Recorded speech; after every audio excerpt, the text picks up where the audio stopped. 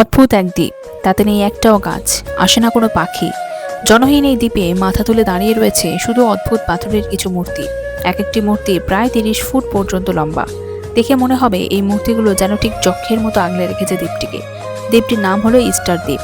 প্রশান্ত মহাসাগরের উত্তর পূর্ব দিকে রয়েছে এই ইস্টার দ্বীপ। এই দ্বীপ চিলির অন্তর্গত। 1995 সালে এই দ্বীপটিকে ইউনেস্কো বিশ্বের ঐতিহ্যবাহী স্থানের তালিকায় জায়গা দিয়েছে। 1722 সালের 5ই এপ্রিল জ্যাকব রেগোভিন নামের এক ইউরোপীয় পর্যটক খ্রিস্টানদের বিশেষ উৎসব ইস্টার সানডের দিন এই দ্বীপের খোঁজ পেয়েছিলেন বলেই তিনি এই দ্বীপের নামকরণ করেন ইস্টার দ্বীপ। দ্বীপটি তার প্রায় 1000টি বিদ্যমান স্মারক মূর্তিগুলোর জন্য সবচেয়ে বিখ্যাত, যার নাম মোয়াই, যা এই দ্বীপে বসবাসকারী প্রথম দিকের রাপানুই নামের এক সম্প্রদায়ের লোকজনেরা তৈরি করেছিলেন। এই দ্বীপটি জনশূন্য হওয়ার পিছনে অনেক কারণ তুলে ধরা হয়েছে। মনে করা হয় যে বিশাল পাথরের মূর্তিগুলো পরিবহনের জন্যই নাকি রাপানুই সম্প্রদায়ের লোকেরা গাছের গুঁড়ি কেটে ব্যবহার করত। ফলে